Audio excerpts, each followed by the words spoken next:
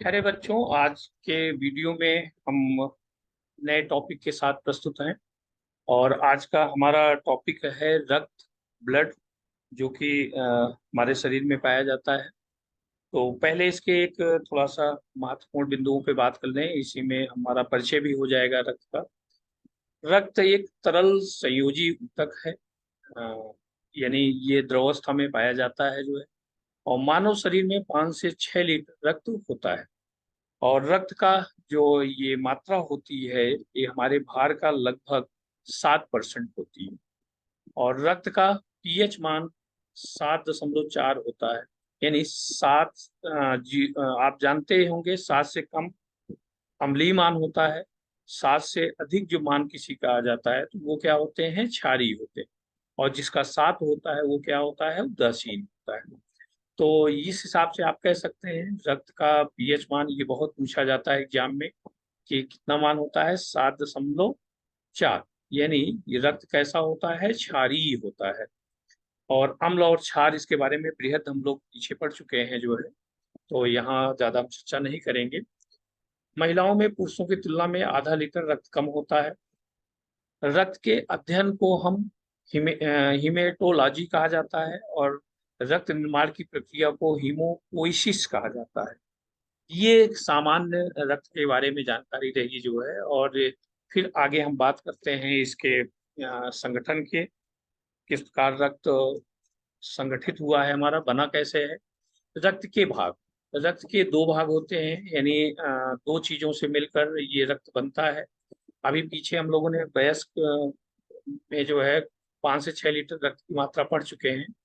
देखिए, इसके दो भाग होते हैं, ये महत्वपूर्ण है, ध्यान रखिएगा। प्लाज्मा और रक्त कणिकाएं। ये इसका प्रतिशत कई बार एग्जाम में पूछा गया है कि ब्लड में प्लाज्मा का प्रतिशत कितना होता है, 55%। और रक्त कणिकाओं का परसेंट कितना होता है, 45%। एक बात ध्यान रखिएगा, अगर एग्जाम में 55% नहीं दिया गया है, इसके आसपास प्लाज्मा की जो वैल्यू हो, नजदीक वैल्यू, उसको भी लगाइएगा। तरीके होते हैं, कभी कभी एग्जाम में थोड़ा सा प्रश्नों को बदल देते हैं। तो दो भाग हो गए, तो एक एक भाग के बारे में बात करते हैं। आपने कभी देखा होगा कि कभी जैसे चोट लग गई, आपके शरीर से खून बह रहा हो, यानी ब्लड बह रहा हो, तो आप देखते होंगे कुछ देर तक रेड कलर में, यानी लाल कलर में निकलता है। और थोड़ी देर बाद जब हम हाथ से या उसको दबा देते हैं, तो फिर क्या हो जाता है कि आप देखते होंगे पानी नुमा भाग निकलता है और ब्लड निकलना बंद हो जाता है। तो वो जो लसलसा पदार्थ होता है, पानी नुमा थोड़ा सा रहता है, गाढ़ा टाइप हल्का सा रहता है, वो क्या होता है, हमारा प्लाज्मा होता है। और प्लाज्मा में चूंकि इसका निर्माण, पानी की मात्रा इसमें 90% होती है।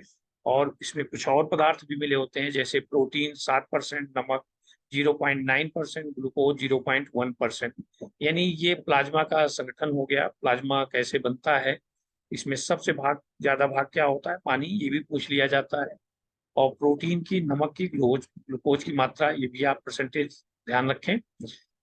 अब देखिए, रक्त में प्लाज्मा का काम क्या है। ये ताप का नियंत्रण रखता है और घाव को भरने का काम करता है। साथ ही साथ रक्त में थक्का यानी जमने में मदद करता है। यानी जब चोट लगती है तो आप देखते होंगे कि एक जाल नुमा ऊपर बिछ जाता है, और वो क्या होता है, रक्त का बहना बंद हो जाता है। तो ये रक्त का जो थक्का बनता है, ये भी बहुत पूछा जाता है। फाइब्रिनोजन प्रोटीन, याद रखिए, नोजन प्रोटीन, जिसका क्या होता है, फाइब्रिन की एक जाल बिछ जाती है। जैसे चोट लगी हमारे और रक्त बह रहा है, तो फिर क्या होता है, ये प्रोटीन एक जाल बना देती है, फाइब्रिन की जाल बन जाती है, जिससे क्या होता है, रक्त हमारा बहना बंद हो जाता है।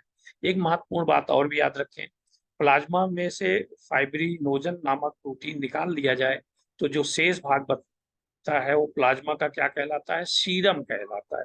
सीरम देखते होंगे, जब चोट लगने के बाद पानी पानी टाइप से जो निकलता है, लिक्विड, कहीं चोट लगी है, तो वही क्या होता है, सीरम होता है। अब आगे हम बात करते हैं रक्त कणिकाओं के। रक्त कणिकाओं के 3 भाग होते हैं। ये आप जानते हैं कि ये पहला लाल रुधिर कणिकाएं, दूसरा श्वेत रुधिर कणिकाएं, और प्लेटलेट्स। तो ये 3 प्रकार की रक्त कणिकाएं होती हैं। आज हम लोग लाल रुधिर रक्त कणिकाओं के बारे में डिटेल में पढ़ेंगे। तो देखिए, सबसे पहले लाल रक्त कणिकाओं का मेन इम्पॉर्टेंट इसका प्रश्न ही पूछा जाता है, इसका निर्माण कहाँ होता है।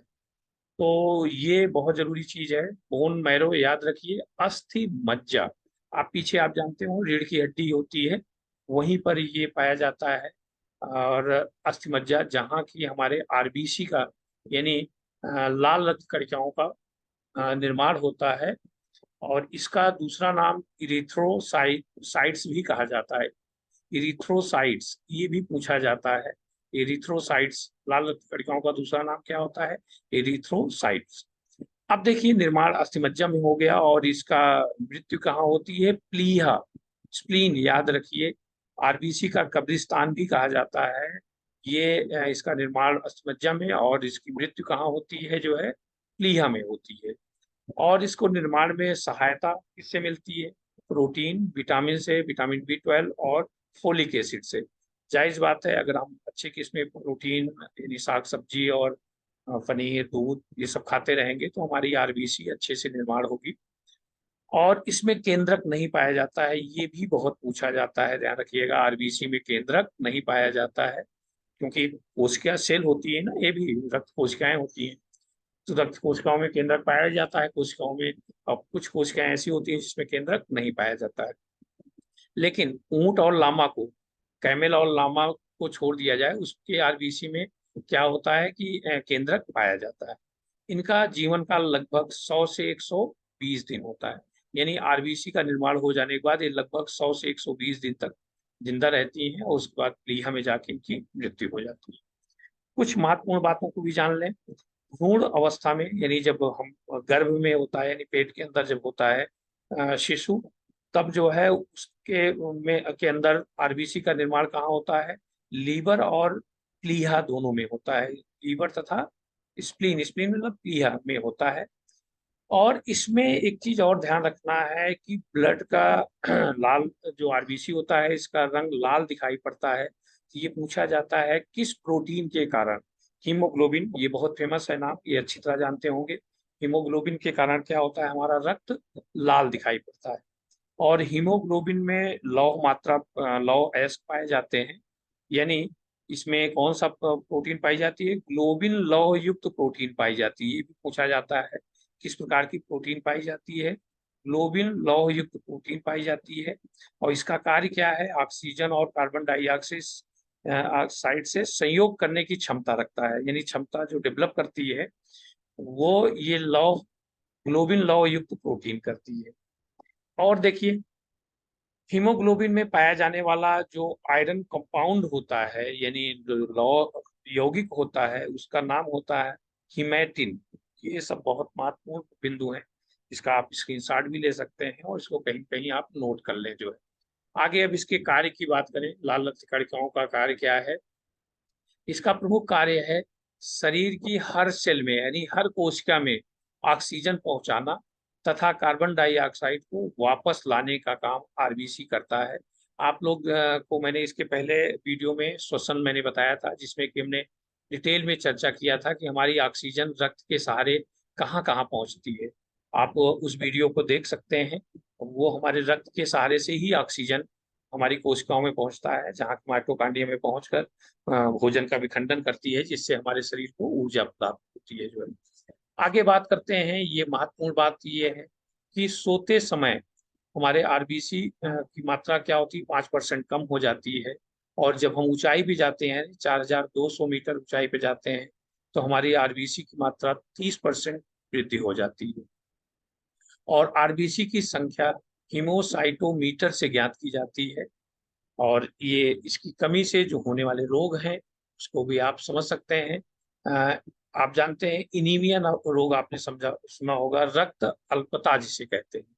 और ज्वाइंटिस जिसको पीलिया रोग आपने सुना होगा नाम, बहुत फेमस ये रोग है। अक्सर गांव में देखिए छोटे बच्चों में जब पैदा होते हैं तो उस पे भी ज्वाइंटिस की तुरंत चेकअप कराया जाता है, अक्सर उनको होने की संभावना रहती है।